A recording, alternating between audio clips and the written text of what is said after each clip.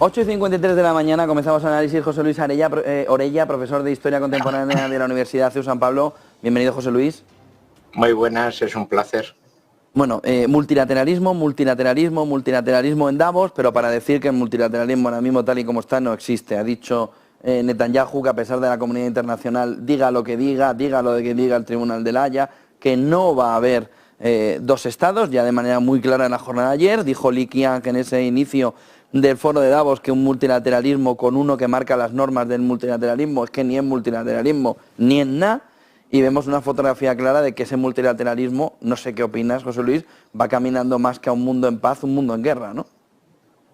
Sí, vamos un poco a ese ambiente de una nueva Guerra Fría, con una división un poco del escenario mundial en dos bloques, y que parece que para algunos pues puede ser muy fructífero, porque en un momento en que la economía pues estaba medio en crisis, incluso se estaban preanunciando pues un mundo pues muy plural en nuevas potencias dominantes y una caída, ¿no? Especialmente del liderazgo de Estados Unidos, bueno, pues todo ha cambiado otra vez de nuevo, ¿no? Entonces volvemos casi a 2 capítulos antes, casi a una especie de Guerra Fría de nuevo, con unos puntos calientes muy fuertes y que están movilizando la economía, por desgracia, a través del motor de la industria de la tecnología, del armamento, que siempre han ido muy juntos con las medidas extractivas de materias primas, el control de comunicaciones, etcétera, ¿no?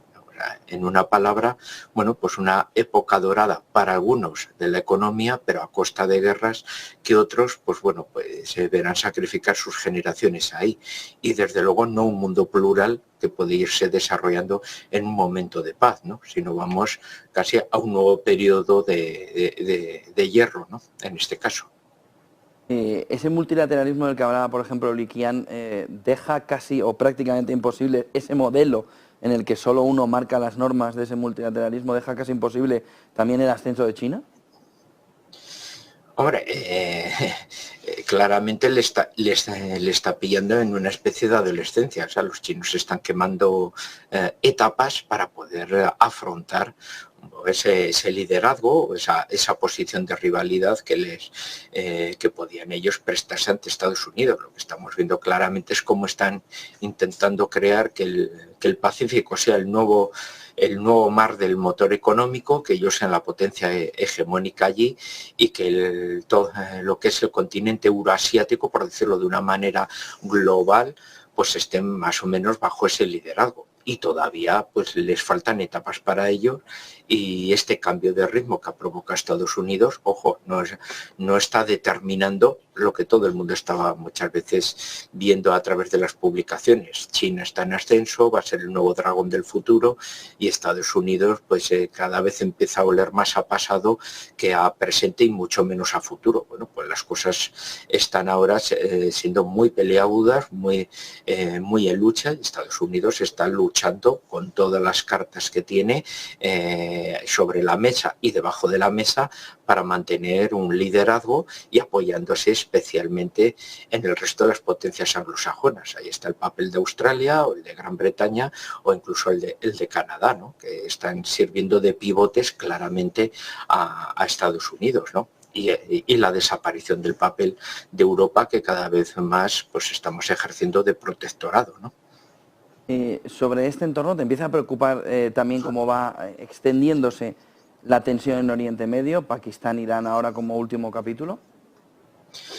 Hombre, pues sí, ¿no? Porque esto parece un poco, antes citabas un poco el siglo XIX, y en algunos aspectos se parece mucho, ¿no? O sea, había países que se lanzaban a tener colonias, se puede decir, para demostrar que no eran países débiles y para que no les atacasen los demás. ¿Qué quiere decir esto? Que hay países que están, ojo, que si no nos movemos, no salimos en la foto y no nos toman por potencias, ¿no? Entonces, el que Irán de repente, pues que se le puede molestar a través de grupos terroristas, pues de separatismo azerí o los del islamismo suní de la zona del Beluchistán, etcétera, y que pueden ser manejadas por servicios de inteligencia extranjeros, bueno, pues también provoca que cuando Irán se mueve para demostrar, ojo, que yo soy una potencia de aquí y desde los lejanos persas nosotros somos una figura permanente y no un peón cualquiera, sino que somos uno de los alfiles que gobernamos en la zona, bueno, pues los pakistaníes, que son el único país musulmán con poderío nuclear armado, pues también se movilizan de la misma manera. Bueno, pues tú ten en cuenta que tampoco puedes estar utilizando a tus chiitas, que son el 10% de nuestra población, como te dé la gana, un poco para tocarnos las narices a los demás. O sea, todos los demás se mueven, aunque luego puedan llegar a acuerdos, porque Irán vende petróleo a los chinos y tienen que pasar por Pakistán, y Pakistán se beneficia de una relación muy estrecha con China. O sea, todos están condenados económicamente a llevarse bien porque de ahí les vienen pingües beneficios, pero todos se están moviendo para demostrar ante el mundo que, ojo, que ellos en sus zonas locales son potencias con los cuales hay que tenerlos en cuenta, y por lo tanto son países con nombre y apellido, un poco como las personas de antes. No soy un don nadie, soy alguien. ¿Cómo ves la fotografía europea que estábamos contando, esa imagen también que decía The Economist alrededor de Donald Tusk, la figura del Tribunal Constitucional, el cambio de medios, y esa figura o ese comentario que decía Adrián Díaz, que está ahí en China viviendo, decía, oiga, es que ustedes dicen que China es diferente y va en un mundo paralelo, pero China simplemente va 2 cuerpos por delante de ustedes. ¿Crees, como decía Adrián en ese tuit y esa fotografía que estábamos viendo alrededor de lo que está sucediendo en Polonia, que Europa simplemente va por detrás de ese movimiento de control social que China ya tiene implementado y que Europa sueña con tener también implementado?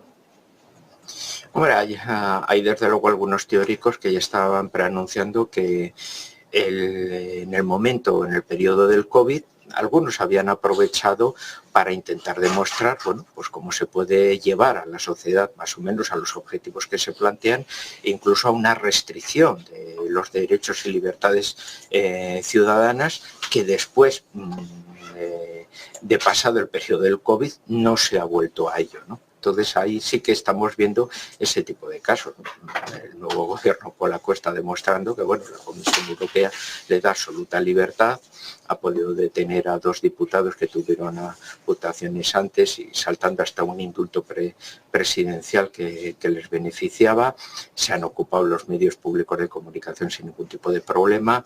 En España estamos viendo también las situaciones. O sea, sí que se está viendo, bueno, pues que si el modelo chino, con todo lo criticable que se le puede decir, es efectivo, que es el problema. Estamos yendo a una sociedad, se puede decir, sin principios, que la valoramos exclusivamente por su utilidad, por los objetivos y los beneficios. Digo, caramba, pues si el sistema chino funciona, pues igual nosotros cada vez tenemos que parecernos más.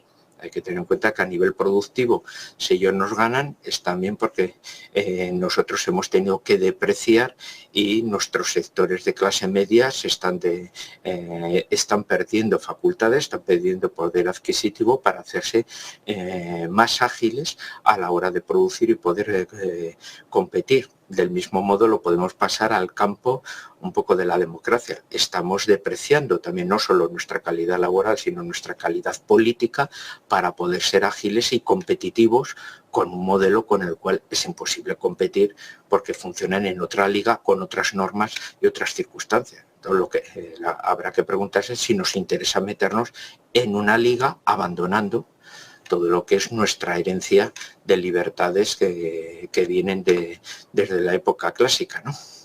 ¿Qué más gente deja este Davos 2024 con todos los mensajes geopolíticos que hemos tenido?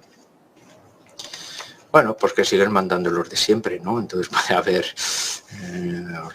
desde luego las libertades siempre han estado en juego, o sea, las libertades no vienen heredadas, las libertades hay que ganarlas en ese ámbito, aunque también, bueno, pues nadie es perfecto y Milei, algunas de las imágenes o estampas positivas, un poco demarcada de la Argentina del 19, pues bueno, no era precisamente Argentina una potencia entonces, sino más bien casi un protectorado económico británico, ¿no? Pero bueno, fuera un poco de algunas cuestiones de estas, sí que estamos en un momento primordial. O sea, se nota, bueno, pues un poco esas consecuencias, un poco de lo de la Guerra Fría, ese movimiento líquido de cambios que se está provocando y favoreciendo, y países que se están intentando defender, controlando las materias primas, los recursos humanos, el tema de la tecnología y el armamento, y creando desde luego un ámbito cada vez más homogéneo para su liderazgo a costa de los demás. Y solo tenemos que ver cuál es el papel de nuestro país un poco en ese aspecto. Cada vez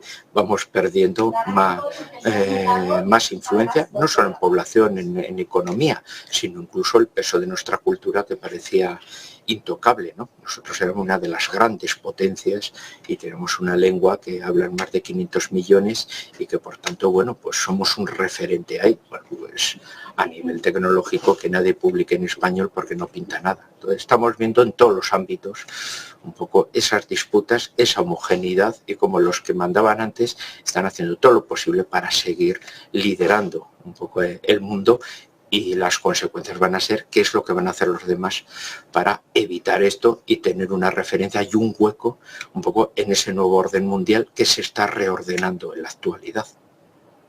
Gracias, José Luis Orella, profesor de Historia Contemporánea de la Universidad CEU San Pablo. Buen día y buen negocio. Venga, igualmente. Muchas gracias.